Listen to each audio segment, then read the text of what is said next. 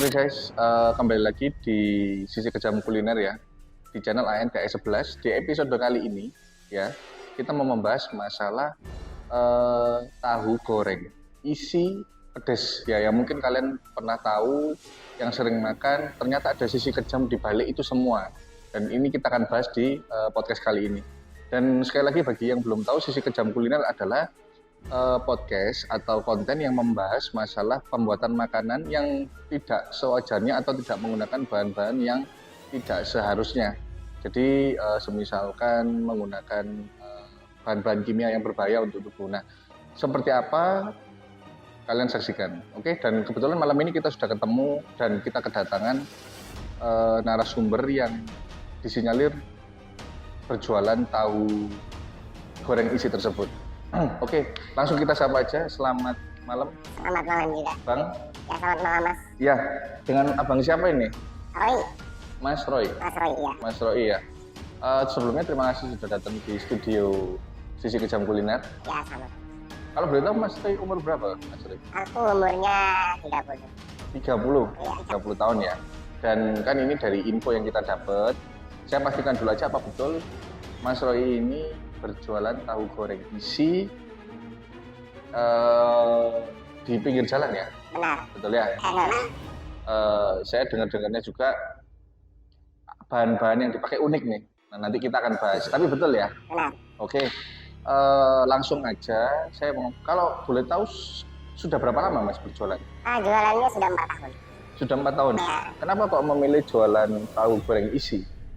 Karena yang saya bisa bikin, yang saya tahu ya tahu goreng isi. Oh, tahu goreng isi. Oh, dan ini apa?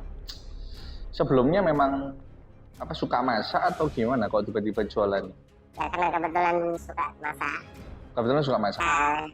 Makanya rencana jualan tahu goreng itu. Ya, goreng isi ya. Nah, sekarang berarti kan sudah berapa tahun Mas tadi? Sorry. Sudah 4 tahun berjalan. 4 tahun ya. Cabangnya ada berapa sudah?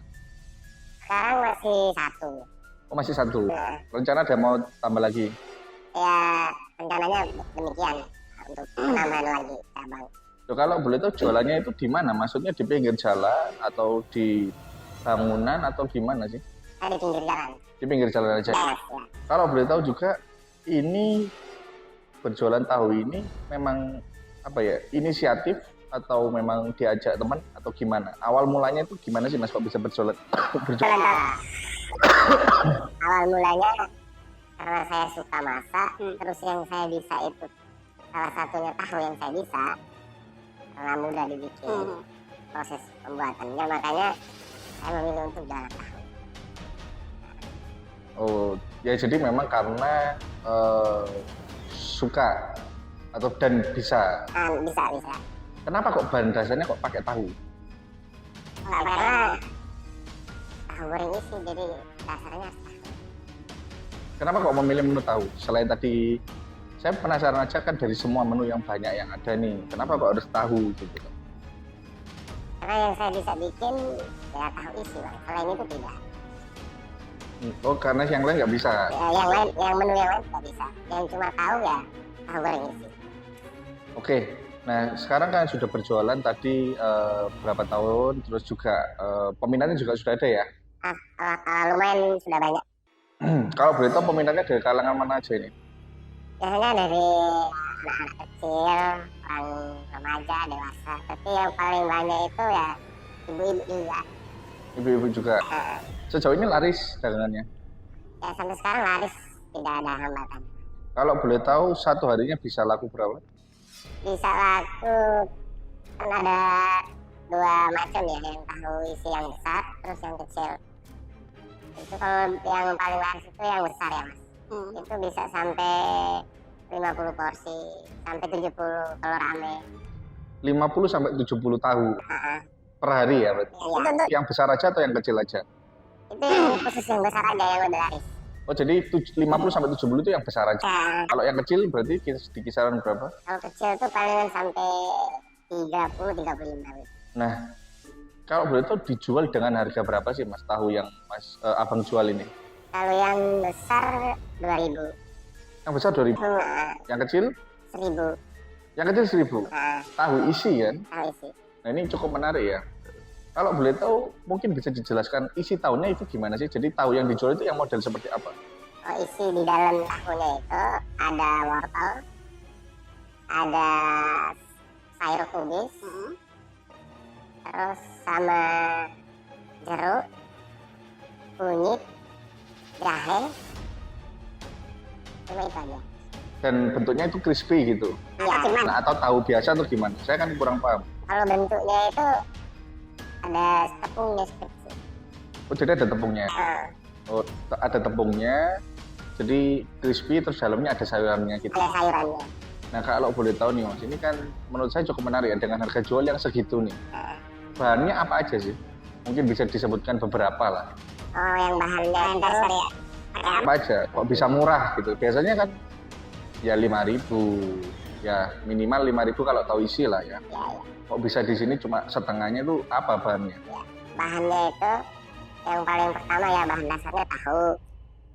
Habis itu wortel, sayur kubis, terus jahe, kunyit, terus sama jeruk, terus pengawet juga. Pengawet. Nah, ini saya cukup menarik dan saya cukup kaget ya dengarnya kok ada jeruk dan pengawet. Tapi tidak apa-apa, ini sebentar lagi kita akan bahas. Nah, dan kalau boleh tahu juga gimana sih Mas prosesnya? Saya pengen tahu dulu.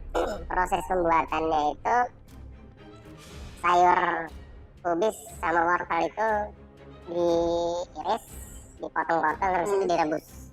Tapi kan kalau kita ngomong sayur sama wortel, kalau misalkan kita beli kiloan di pasar itu kan setahu saya harganya juga naik turun ya. Ya, bisa murah itu gimana Mas? Caranya seperti apa? Karena saya beli sayur kol yang sudah sama wortel itu sudah lama tidak laku di pasar, itu yang saya beli. Yang tidak laku di pasar? Sampai 5-6 hari. Berarti berarti kalau Masnya ngomong seperti itu berarti bahan-bahan yang digunakan sayurnya itu yang busuk. Ya, pokoknya seluruh bahan itu yang sudah tidak laku di pasar, sudah tidak laku sekitar 5-6 hari itu yang saya beli. Seluruh bahan yang saya sebutkan tadi. Oh, jadi wortel dan sayur yang dipakai itu berarti yang memang sudah tidak laku di pasar. Iya. Itu dapatnya dari mana, Mas? Ya, aku dapatnya di pasar, Mas. Sudah ada yang pelanggan sudah. Yang setor sudah ada. Sudah ada, supaya ada. Oh, gitu dapat harga berapa? Gratis atau? Karena saya belinya sudah lakunya sudah tidak lama tidak laku, wortelnya itu sudah ada pelanggannya, jadi ya harganya yang murah-murah, ngapain cari yang mahal-mahal, Mas. Wortel pun sama, kubis pun sama. Dapat harga berapa? Kalau yang rusak itu dapatnya berapa? Kalau gratis atau? Wortel aja, wortel dihitung berapa hitungannya? Wortel per kilo 7.000, 6.000, tergantung saya ambil banyaknya itu, nanti ada pemotong. Oke. Terus tadi kan, kita langsung kembali aja ke proses pembuatannya. Berarti wortel dan kubis yang basi ya? Iya, basi yang sudah beberapa hari nggak laku di pasar. Terus itu diapain? Dicampur? Ya dicampur. Terus? Wortel itu kan sama kubis dicincang habis direbus beberapa menit, habis itu blender dari cabai, jeruk, kunyit, jahe itu di blender semuanya, di blender habis itu digoreng sejenak, habis itu siapkan tahunya disiapkan. Tapi sorry, kan kalau sayur-sayurnya pakai sayur-sayur basi kan pasti baunya nggak enak. Makanya dari itu saya pakai dengan itu jeruk, jahe sama kunyit. Oh, jadi jeruk, jahe dan kunyit itu untuk menghilangkan bau. Betul. Diapain kalau boleh tahu? Karena saya gunakan kulit sama semua isinya itu. Kalau jeruk ya Mas, itu isinya itu airnya itu sama kunyit jahe itu saya blenderkan semuanya. Oh, jadi supaya baunya dari sayur busuk itu enggak tercium? Tidak tercium, pastinya tidak tercium. Rasanya juga, kalau rasanya nggak tahu ya? Ya rasanya seperti tahu-tahu orang jualan biasa di tempat-tempat lain. Oh, berarti sekali lagi untuk mengurangi bau-baunya itu tadi ada kunyit, jahe, sama jeruk itu tadi. Iya. Mengurangi baunya. Betul. Oke, setelah di blender dan digoreng, terus dipersiapkan kan sudah siap nih isinya. Nah, terus itu dipersiapkan tahunya. Nah, tahunya karena kan tadi bahannya sendiri aja kan pakai bahan seperti itu. Dan tahunya pakai tahu apa itu? Nah, tahunya juga sama lah. Seperti bahan-bahan yang lain yang tidak laku di pasar sudah lama, 5-6 hari baru itu yang saya pakai. Tahunya juga yang nggak laku. Yang tidak laku di pasar. Yang dipakai.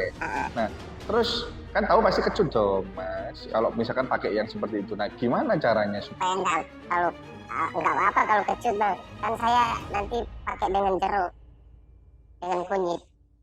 Kan ada bahan pengawet juga tahunya itu. Jadi bahan pengawet yang dipakai itu bukan bahan pengawet makanan. Iya. Apa? Pengawet apa yang dipakai? Aku kan pakai boraks. Jadi tahunya dikasih borak. Supaya tetap awet, tetap segar dan tetap segar. Dan tidak kecut itu. Ya, tidak kecut. Dicampur dengan olahan-olahan itu tadi. Bahan-bahan yang lain, olahan yang lain. Oke, setelah tahunya disiapkan, terus gimana prosesnya? Tahunya setelah disiapkan, habis itu isi tahunya digoreng. Habis itu isi dibelah, habis isi seluruh yang bahan-bahan aku masukin. Saya masukin yang saya blender dari wortel, sayuran, saya masukkan di dalam tahu. Habis itu saya goreng. Oke, setelah itu saya goreng. Digoreng. Nah, dengan bahan-bahan segitu ini saya agak kaget Mas, dengan bahan-bahan yang seperti itu nih. Iya. Itu tahunya bisa tahan berapa lama dan kenapa kok pakai bahan-bahan seperti itu? Pakai bahan-bahan biasa kan sebenarnya bisa, Mas. Kenapa kita mau cari yang ribet, Pak? Kita mau cari yang mudah dan cepat, yang murah-murah. Nah, kita ngomong lah, oke, dengan bahan-bahan yang murah, terus tahunya itu bisa tahan berapa lama? Kalau tahunya itu bisa tahan setelah saya beli dari pasar, karena saya pakai dengan bahan pengawet, ya sudah jadi lah boraks tadi. Bertahannya sampai 3-4 hari. 3-4 hari? Iya. Tetap crispy? Tetap crispy. Karena ada boraks tadi, bahan pengawet tadi. Dan itu ada yang beli, Mas? Sampai sekarang 4 tahun kan berjalan lancar, Mas. Tidak ada yang tahu sama sekali itu. Tidak ada yang tahu.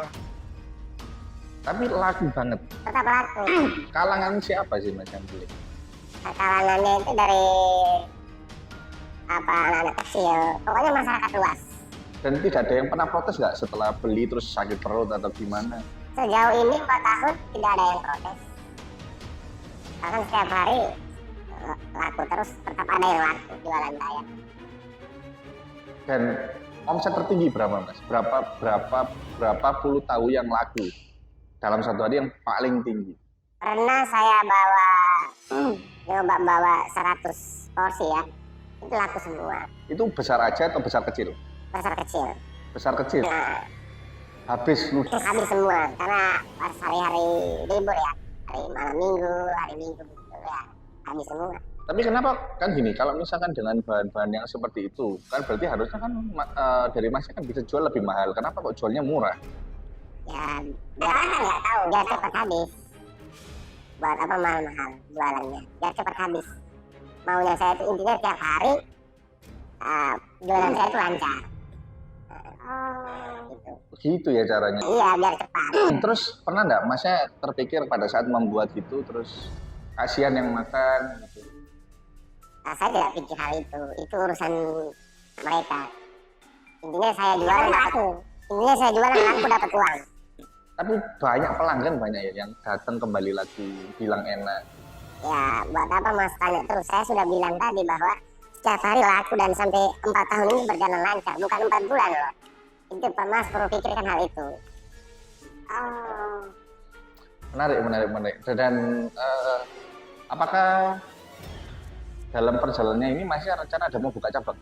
Kalau rencananya 6 bulan ke depan. Ada rencana. Ya saya lagi mau rencana training teman-teman saya yang nganggur. Ada yang mau. Ada yang siap mau ikut saya. Berarti ini termasuk resep rahasia Mas ya, tidak semua orang tahu ya? Ya baru kali ini yang saya sampaikan. Lah ini bisa, tadi saya belum tanya, kok bisa tahu resep seperti ini? Dapat dari mana sih? Awalnya ikut orang.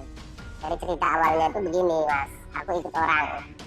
ya ikut orang, habis itu saya juga bisa bikin, oke. Terus buat apa ikut orang lagi kalau saya juga sendiri bisa gitu. Tapi pada saat ikut orang itu bahan-bahannya tidak seperti itu. Banyak yang tidak seperti yang saya ikut orang. Oh, jadi bahan-bahannya yang ikut orang kan ya wajar, Yang dimodifikasi kembali. ya yang saya modifikasi dan cari yang murah-murah seperti yang saya sampaikan di awal tadi bahan-bahannya. Oke, pertanyaan terakhir Mas. Apakah ada keinginan untuk berhenti setelah podcast ini, misal mungkin dapat hidayah atau gimana dari Masnya, apakah ada keinginan untuk berhenti? Saya tidak, saya persetan, saya bodo amat sama hidayah itu. Intinya selama ini masyarakat masih terima jualan saya, ya saya tetap jual. Itu ya Mas. Iya, kalau tidak ada jaminan buat saya, ngapain saya berhenti Mas? Ini tahunnya dibawa tadi enggak ya? Dibawa. Tahunnya saya bawa, tapi Oh, tapi nanti di luar. saya di luar ya, di luar baru kalau mau lihat, nyoba silakan. Saya penasaran sih, tahu yang model seperti apa yang 2000 yang isinya besar. Oke, sejauh ini saya kira cukup ya. Sebelumnya terima kasih Ya sama-sama Mas. mau bercerita ya dan membuka di Sisi Kejam Kuliner. Dan untuk kalian yang sering nonton Sisi Kejam Kuliner, selalu berhati-hati dalam berkuliner karena kita tidak pernah tahu ada oknum di balik itu semua yang mungkin menggunakan bahan-bahan yang tidak seharusnya dalam memproduksi makan. Oke, sekali lagi jangan lupa saksikan Sisi Kejam Kuliner hanya di channel YouTube ANTI11. Sampai ketemu.